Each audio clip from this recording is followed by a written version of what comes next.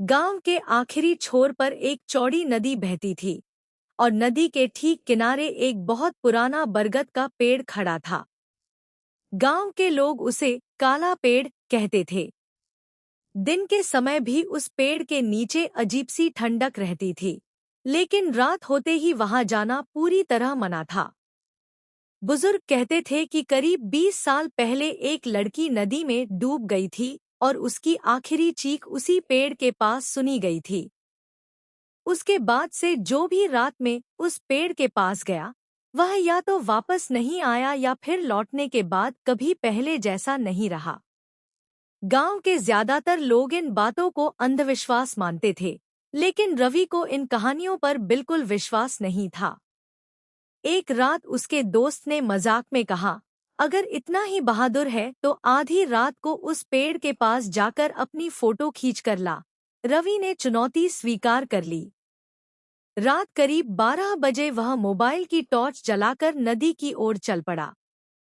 जैसे जैसे वह पेड़ के करीब पहुंचा, हवा अचानक ठंडी होने लगी। नदी का पानी तेज बह रहा था, लेकिन अजीब बात यह थी कि पेड़ की शाखाएं बिल्कुल स्थिर थीं। रवि ने मोबाइल निकाला और पेड़ की तस्वीर लेने के लिए कैमरा खोला। तभी उसे कैमरे की स्क्रीन पर पेड़ के नीचे एक लड़की खड़ी दिखाई दी। रवि ने तुरंत पीछे मुड़कर देखा, लेकिन वहां कोई नहीं था। उसने दोबारा स्क्रीन की तरफ देखा तो लड़की अब उसके और करीब खड़ी थी। उसका चेहरा लंबे काले बालों से ढका हुआ था और उसके कपड़े पूरी तरह पानी से भीगे हुए थे। रवि का दिल जोर-जोर से धड़कने लगा। उसने सोचा कि शायद कैमरे में कोई गड़बड़ी है और मोबाइल बंद करने लगा। तभी उसके कान के पास किसी ने बहुत धीमी आवाज में कहा, तुम मुझे देखने आए हो? रवि के हाथ से मोबाइल लगभग गिर गया। उसने पीछे मुड़कर देखा, लेकिन वहां कोई नहीं था। तभी नदी की तरफ से किसी बच्चे के रोने की आवाज सुनाई दी। आवाज सुनकर रवि अनजाने में नदी के किनारे बढ़ने लगा।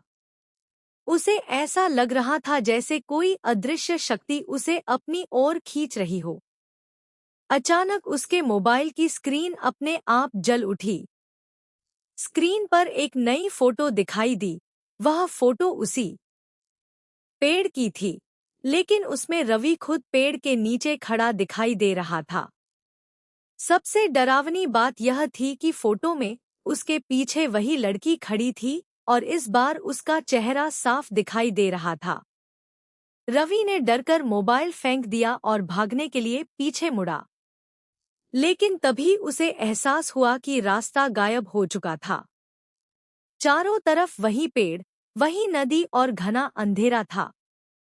वह जितना भागता, उतनी ही बार वापस उसी पेड़ के सामने पहुंच जाता। अचानक पेड़ की एक मोटी शाखा उसके सामने गिर पड़ी। शाखा के नीचे मिट्टी में कुछ चमक रहा था। रवि ने कांपते हाथों से मिट्टी हटाई तो उसे एक पुरानी चांदी की पायल मिली। उसी क्षण उसके पीछे किसी के पैरों की आवाज आई, छपाक छपाक, जैसे कोई पानी से निकलकर उसकी तरफ आ रहा हो। रवि धीरे धीरे पीछे मुड़ा। वही लड़की उसके सामने खड़ी थी। उसके चेहरे पर कोई भाव नहीं था। उसने अपनी उंगली नदी की ओर उठाई और बोली, मेरी दूसरी पायल वहां है। रवि ने नदी की तरफ देखा और पानी में एक चमकती हुई चीज दिखाई दी। जैसे ही वह एक कदम आगे बढ़ा, लड़की ने उसका हाथ पकड़ लिया। उसका हाथ बर्फ से भी ज्यादा ठंडा था। रवि चीख पड़ा और पूरी ताकत से अपना हाथ छुड़ाकर गांव की ओर भागने लगा। इस बार रास्ता खुला हुआ था। वह बिना पीछे देखे दौड़ता रहा और किसी तरह गांव पहुंच गया। सुबह गांव वालों ने उसे नदी के किनारे बेहोश पाया। उसके हाथ में वही पुरानी पायल थी। रवि को कुछ भी याद नहीं था, लेकिन उसके मोबाइल में एक आखिरी तस्वीर मौजूद थी। तस्वीर में नदी का किनारा दिखाई दे रहा था और पेड़ के नीचे वही लड़की खड़ी थी। मगर इस बार उसके पास रवि भी खड़ा था और तस्वीर के नीचे तारीख अगले दिन की थी। उस घटना के बाद रवि ने गांव छोड़ दिया। आज भी जब रात में नदी के किनारे हवा चलती है, गांव के लोग कहते हैं कि उस पुराने पेड़ से पायल की आवाज आती है, छन छन छन। और कभी-कभी नदी के पास से एक लड़की की धीमी आवाज सुनाई देती है, मेरी दूसरी पायल कौन लाएगा।